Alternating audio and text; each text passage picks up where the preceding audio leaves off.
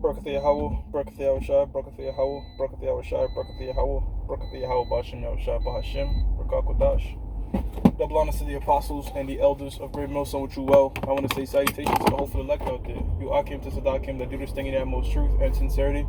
On the pre-Shaman, this week's in transit lesson is going to be entitled Escape from New York / Escape from LA. Two things inspiring the lesson. Of course, what's been going on in New York and California, the mass exodus of the upper middle class, and the riots, and that movie Escape from New York and Escape from LA with Kurt Russell, and pretty much what's been happening with these presidential debates going on. You have the elites fighting amongst each other and doing different tactics. They're trying to upset each other. One of the main tactics is being done right now is this lockdown situation, mainly happening in blue states, if you will, democratic states, just as New York, California, Philadelphia, Pennsylvania. Within Pennsylvania, you have Philadelphia, which they're rioting to sort of, they want this guy out of there. They want Trump out of there, right? I'll tell you something about lockdowns. You can't have a riot. You can't invade a store unless there's a lockdown. So that's done by design. You can't go on with a gang of people and riot unless the place is locked down and you have a mask over your face. So these things are being orchestrated. The lockdowns, they incentivizing people to go out there and rob, loot. It has nothing to do with Black Lives Matters. In Philadelphia, a black-owned business was looted entirely. All right. It's to largen the gap between the wealthy and the poor. All right. Biden has this tax plan to increase taxes on those making $400,000 or more. Again, targeting that upper middle class, right? And in the grand scheme of things, what they're doing is something the so-called Jews been doing, right? You devalue something to buy it back dirt cheap. A prime example, you look at the let's use Harlem, for example. Harlem in the 80s, during the crack epidemic, things were dirt cheap because nobody wanted to live in Harlem, done by design. You bring violence in there, and the same thing they did in Jersey City as well. You bring violence in there, bring down the market value of a whole zip code, right? Because this devil don't want just one building, or they want to buy wholesale. So you bring down the value of that particular zip code, and a few years later, you bring the value back up. How do you bring the value back up? By gentrification and increasing the market price of things around you, whether it be the stores and the cost of living, right? Poor income families can't live there, less chance of violence. They do the same. They're doing the same strategies with these smaller businesses, right? You have these major corporations that want to monopolize, whether it's food, want to monopolize the retail sector. They're in favor of lockdowns. Why? Because that starves out the small businesses, and you buy up their assets at dirt cheap prices. This dude, Warren Buffett, right? He wanted to. They said that his company that's responsible for making bricks were placed there to, of course, cause destruction, right? So what's happening is you see an exodus from California to New York, which is going to cause prices to go down. And you have to bring the scriptures always full circle. Revelations, the 3rd chapter and the 16th verse. No, pardon me. Revelations, the 13th chapter and the 16th verse, going into the mark of the beast. One thing to take away from that is it says rich and poor, right? So there's no middle. They want to get rid of a middle, all right? They just want rich and poor, kings and serfs.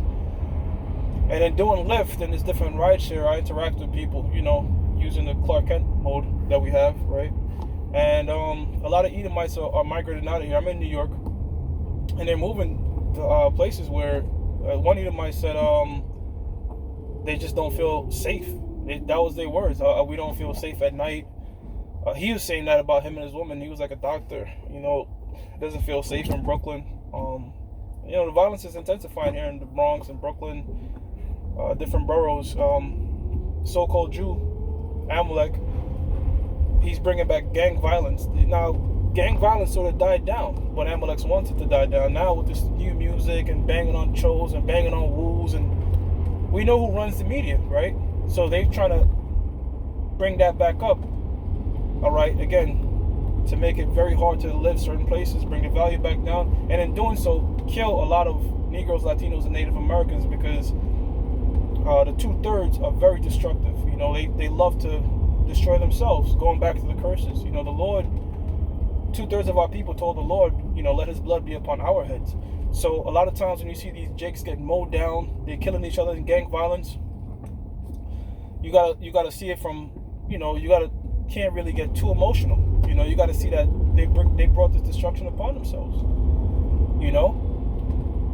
And if the world had, when I say the world, the cosmos, if Israel had this truth, they wouldn't be behaving how they're behaving. So this is the Most High doing. The Most High is preparing them for the slaughter. All right, and going back with the whole topic of them fighting against each other,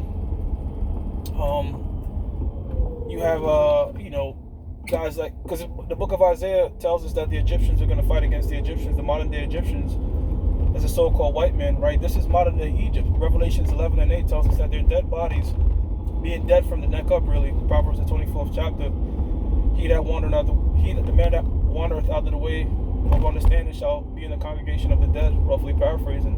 So we're pretty much dead to who we are. We're dead to our nationality. And that's here in Egypt, this place of bondage where the Negroes, Latinos, and Native Americans are unified as a tribe in captivity. Okay, that only happened in Egypt, and it only happened in the reincarnated Egypt. It didn't happen in Babylon, and it didn't happen under the Syrians, right? Now, the Egyptians going against the Egyptians, I want to make this point, is you have very rich Amalekites, Zionists, that are warring with each other. Prime example, we were talking about this in the chat. Big tech, right? These big tech companies like Facebook, Google, Twitter, they're anti-Trump, right? So they're going to put out things in contrary to having this guy win. And if you look at guys like Rupert Murdoch, let's use him, a prime example, a so-called Jew. If you brothers have the time, you can look this up. You could type in Sky News Australia, right? And you'll see that it's more pro-Trump stuff, and it exposes the Biden crime family, right? So does Fox News, because that's all run by Rupert Murdoch. The New York Post here in London Times. He also owns Sky News and a company in Australia. So he's a Amalekite Zionist, right? But he's also going against the people that are Biden's handlers, right? That are also so-called Jews. So these Amalekites, these different elite families, are going against each other. And they show you this in the Netflix series, House of Cards. You know, so this political game that they're playing within themselves to vie for power, and using these puppets by the way of lobbying, right? They do something called lobbying, which is they endorse these different politicians to sign off on political agendas that fit their motives and profit them, right? The scriptures in Isaiah 10 and 1 tells us the wickedness that they prescribe, that they put together. But in them fighting, really, that's the Most High being the ultimate puppet master, all right? Because the scriptures in the book of Amos, the 4th chapter and the 13th verse tells us the Most High puts the thought inside of man. The same thing is said in the book of Proverbs 16 and 1. And then there's another one in Proverbs that says the king's heart is in the hands of the Lord. So the riots that are being organized and created, all right, COVID-19 is not about health, okay, because there's far more things deadlier than COVID-19 that was prohibited here, such as pharmaceutical drugs that could cause suicide, cigarettes, even automobiles, right? There's like 4,000 people on average that die in accidents per month. So this, you know, there's way more deadly things than COVID. So this is not about our health, all right? Again, this is a political wealth infighting that's going on, you know, which all roads point to what the apostles, the elders, and the brothers of Great Millstone have been talking about, which is the RFID microchip. They've made vaccines mandatory in the past before. I believe 6 times they did it, you know, last time I checked. But this particular vaccine They could do things like, not make you operate your business without this vaccine, not make you travel without this vaccine, not make you buy and sell without this vaccine, sort of like they did with the mask. I've been listening to both sides. Trump is saying he's gonna do therapeutics, but the way Trump markets the vaccine, he makes it seem like a good thing, and his people cheer. And when Biden pushes the vaccine, he pushes it like almost like a fearful thing, but the Democrats still cheer. But you see, they're both in accordance with this mandatory vaccine. So the presidential elections is in less than a week. There's a lot of fear and uncertainty. You see it. You see it in the people. But this type of stuff excites us because this is all Matthew's the 24th chapter happening. All right, and every day further is prophecies being fulfilled. As you can see, Governor Cuomo plans to tighten restrictions on individuals coming in and out of New York. And that also makes you think of what? One shall desire to go into a city, and that should not be able to. So prophecies are happening right before our faces. All right? The upper middle class are getting nervous. And, Esau is protesting because he's seeing his kingdom being yanked right in front of him. He's seeing the downfall of it happening. He's trying to fight back. But we're just going to keep doing our jobs as prophets and break down what's happening through the scriptures. That was a quick in transit. I'm going to give all praises to Yahweh, Ba'ashim Yahushua, Ba'ashim Rakakodash. Double honors to the apostles and the elders of Great Millstone, which you well. Salutations to the hopeful elect out there. You Akim to Zadakim that do this thing in the most truth and sincerity. Shalom.